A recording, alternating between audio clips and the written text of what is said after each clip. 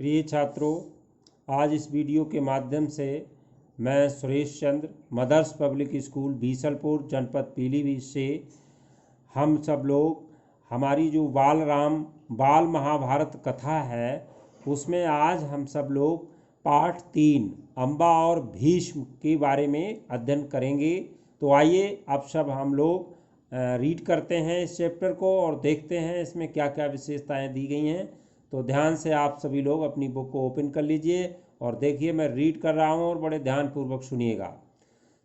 अम्बा और भीष्म चैप्टर का नेम है। तो देखिए, सत्यवती के पुत्र चित्रांगन बड़े ही वीर थे परंतु स्वेच्छाचारी थे। स्वेच्छाचारी का मतलब है कि अपनी इच्छा से कार्य करते थे। एक बार किसी गंधर्व के साथ युद्ध हुआ, उसमें वो मारे गए। उनके कोई पुत्र ना था, इसलिए उनके छोटे भाई विचित्रवीर्य हस्तिनापुर की राजगद्दी पर बैठे। बच्चों, उनके छोटे भाई का क्या नेम था? विचित्रवीर्य था। और वो कहाँ बैठे? हस्तिनापुर की राजगद्दी पर बैठे। ये ऐसे यहीं से क्वेश्चन पुटअप होता है और क्वेश्चन बन जाता है, इसलिए एक एक लाइन को रीड कीजिए बड़े ध्यानपूर्वक और हर लाइन से प्रश्न बनता है। विचित्रवीर्य की आयु उस समय बहुत छोटी थी, इस कारण उनके बालिग होने तक राजकाज भीष्म को ही संभालना पड़ा। जब विचित्रवीर्य विवाह के योग्य हुए तो भीष्म को उनके विवाह की चिंता हुई। उन्हें खबर लगी कि काशीराज की कन्याओं का स्वयंवर होने वाला है। यह जानकर भीष्म बड़े खुश हुए और स्वयंवर में सम्मिलित होने के लिए काशी रवाना हो गए। बच्चों, आगे देखते हैं। देश विदेश के अनेक राजकुमार उस स्वयंवर में भाग लेने के लिए आए थे। राजपुत्रियों को पाने के लिए आपस में बड़ी स्पर्धा थी। क्षत्रियों में भीष्म की प्रतिज्ञा की प्रतिष्ठा अद्वितीय थी। उनके महान त्याग और भीषण प्रतिज्ञा का हाल सब जानते थे। इसलिए जब वो स्वयंवर मंडप में प्रविष्ट हुए तो राजकुमारों ने सोचा कि वो सिर्फ स्वयंवर देखने के लिए आए हैं होंगे, परंतु जब स्वयंवर में सम्मिलित होने वालों में भीष्म ने भी अपना नाम दिया तो अन्य कुमारों को निराश होना पड़ा। उनको क्या पता था कि दृढ़व्रती भीष्म अपने लिए नहीं वरन अपने भाई के लिए स्वयंवर में सम्मिलित हुए हैं। सभा में खलबली मच गई। चारों ओर से भीष्म पर फब्तियां कसी जाने लगीं। माना कि भारतवंशी भीष्म बड़े बुद्धिमान थे और विद्वान भी थे। स्वयंवर से इन्हें क्या मतलब? इनके प्रण का क्या हुआ? जीवन भर ब्रह्मचारी रहने की इन्होंने जो प्रतिज्ञा की थी, क्या वह झूठी थी? इस भांति सब राजकुमारों ने भीष्म की हंसी उड़ाई। यहाँ तक कि काशीराज की कन्याओं ने भी भीष्म की तरफ से दृष्टि फेर ली और उनकी अवहेलना सी करके आगे की ओर चल दी। भीष्म इस अवहेलना को सह न सके।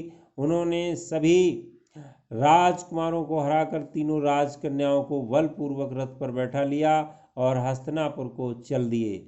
बच्चों, सौवदेश एक नाम है का राजा शाल्व बड़ा ही वीर था। काशीराज की सबसे बड़ी कन्या अम्बा उस पर अनुरक्त थी और उसको मन ही मन अपना पति मान चुकी थी। शाल्व ने भीष्म के रथ पर पीछा किया और उसको रोकने का प्रयत्न किया। इस पर भीष्म और शाल्व के बीच घोर युद्ध छिड़ गया। भीष्म ने उसे हरा दिया, किंतु काशीराज की कन्याओं की प्रार्थना पर उसे जीवित ही छोड़ दिया। भीष्म काशीराज की कन्याओं को लेकर हस्तिनापुर पहुँचे। विचित्रवीर्य के विवाह की सारी तैयारी हो जाने के बाद जब कन्याओं को विवाह मंडप में ले जाने का समय आया तो काशीराज की बड़ी बेटी अम्बा एकांत में मतलब अकेले में भीष्म से बोली। क्या बोली बच्चों? ध्यान देने की बात है। इन्हीं से आता है कि निम्नलिखित कथन किसने कहे, तो ये कथन पर विशेष ध्यान दीजिए। बोली, गांगे, मैंने अपने मन में सौव देश के राजा शाल्व को अपना पति मान लिया था। इसी बीच आप मुझे बलपूर्वक यहाँ ले आए। मेरे मन की बात जानने के बाद आप मेरे बारे में अब जो उचित समझें करें। भीष्म को अम्बा की बात जची। उन्होंने अम्बा को उसकी इच्छानुसार उचित प्रबंध के साथ साल्व के पास भेज दिया और अम्बा की दोनों बहनों अंबिका और अम्बालिका का विचित्र वीर्य के साथ विवाह करा दिया। बच्चों, ये अंबिका और अम्बालिका का नेम याद रखें। अम्बा अपने मनोनीत वर सौभराज साल्व के पास गई और सारा वृतांत कह सुनाया। उसने कहा, राजन, मैं आपको ही अपना पति मान चुकी हूँ। मेरे अनुरोध से भीष्म ने मुझे आपके पास भेजा है। आप मुझे अपनी पत्नी स्वीकार कर लें। पर साल्व ना माना। उसने अम्बा से कहा, सारे राजकुमारों के सामने भीष्म ने मुझे युद्ध में पराजित किया और तुम्हें बलपूर्वक हरण करके ले गए। इतने बड़े अपमान के बाद मैं तुम्हें कैसे स्वीकार कर सकता हूँ। तुम्हारे लिए अब उचित यही है कि तुम भीष्म के पास जाओ और उनकी सलाह के मुताबिक ही काम करो। बेचारी अम्बा हस्तिनापुर लौट आई और भीष्म को सारा हाल कह सुनाया। उन्होंने विचित्र वीर्य से कहा, वत्स राजा साल्व अम्बा को स्वीकार नहीं करता। इससे विदित होता है कि उसकी इच्छा अम्बा को पत्नी बनाने की नहीं थी। अब उसके साथ तुम्हारा ब्याह करने की आपत्ति नहीं रही, पर विचित्र वीर्य अम्बा के साथ ब्याह करने को राजी ना हुए। बेचारी अम्बा ने इधर की ना रही और ना उधर की भी रही। कोई और रास्ता ना देख भीष्म से बोली, गांगे, मैं तो दोनों ओर से ही गई, मेरा कोई भी सहारा ना रहा। आप ही मुझे हार लाए थे, अतः अब आपका ये कर्तव्य है कि आप मेरे साथ ब्याह कर लें। भीष्म ने उसकी बात ध्यान से सुनी और वो अपनी प्रतिज्ञा की याद दिलाकर बोले, अपनी प्रतिज्ञा तो मैं नहीं तोड़ सकता। उन्होंने अम्बा की परिस्थिति समझकर विचित्र वीर्य से दोबारा आग्रह किया, पर वो न माना। भीष्म ने अम्बा को फिर समझाया और कहा कि सौभराज साल्व के ही पास जाओ और एक बार फिर प्रार्थना करो। लाचार अम्बा फिर साल्व के पास गई और उसकी बहुत मिन्नतें की, लेकिन दूसरे की जीती हुई कन्या को स्वीकार करने से सौभराज ने साफ इंकार कर दिया। इंकार मीन्स मना कर दिया। अम्बा इस प्रकार 6 साल तक हस्तिनापुर और सौभ देश के बीच ठोकरें खाती फिरी। उसने अपने इस सारे दुख का कारण भीष्म को ही समझा। उन पर उसे बहुत क्रोध आया और प्रतिहिंसा की आग उसके मन में जलने लगी। भीष्म से बदला लेने की इच्छा से वो कई राजाओं के पास गई और उनको अपना दुखड़ा सुनाया।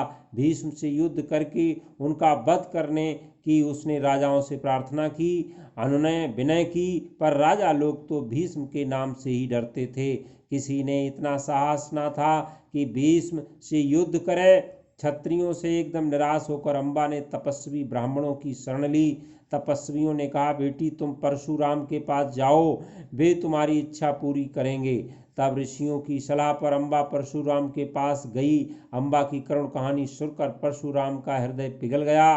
उन्होंने दयार्द स्वर में कहा, काशीराज कन्या, तुम मुझसे क्या चाहती हो? अम्बा ने कहा, ब्राह्मण वीर, मेरी प्रार्थना केवल यही है कि आप भीष्म से युद्ध करें और आपसे भीष्म के वध की भीख मांगती हूँ। परशुराम को अम्बा की प्रार्थना पसंद आई।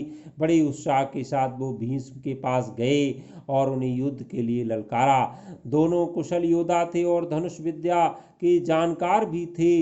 दोनों ही जितेंद्रिय और ब्रह्मचारी थे। समान योद्धाओं की टक्कर थी। कई दिनों तक युद्ध होता रहा, फिर भी हार जीत का निश्चय ना हो सका। बच्चों, अंत में परशुराम ने हार मान ली और उन्होंने अम्बा से कहा, जो कुछ मेरे बस में था कर चुका, अब तुम्हारे लिए यही उचित है कि तुम भीष्म की ही शरण लो। पर अम्बा ऐसी बातों से कब विचलित होने वाली थी। उसने वन में जाकर फिर तपस्या शुरू की और तपोबल से स्त्री रूप छोड़कर पुरुष बन गई और उसने अपना नाम शिखंडी रख लिया। नाम याद रखिएगा, शिखंडी। और बच्चों, अंत में जब कौरवों और पांडवों के बीच कुरुक्षेत्र के मैदान में युद्ध हुआ, मैदान का जो नाम था वो कुरुक्षेत्र में उसका कुरुक्षेत्र था, तो भीष्म के विरुद्ध लड़ते समय शिखंडी रथ के आगे बैठा था और अर्जुन ठीक उसके पीछे। ज्ञानी भीष्म को ये बात मालूम थी कि अम्बा और शिखंडी का रूप धारण किए हुए है, इसलिए उन्होंने उस पर बाण चलाना अपनी वीरोचित प्रतिष्ठा के विरुद्ध समझा। शिखंडी को आगे आग करके अर्जुन ने भीष्म पिता पर हमला किया और अंत में उन पर विजय प्राप्त की। जब भीष्म आहत होकर पृथ्वी पर गिरे, तब जाकर अम्बा का क्रोध शांत हुआ।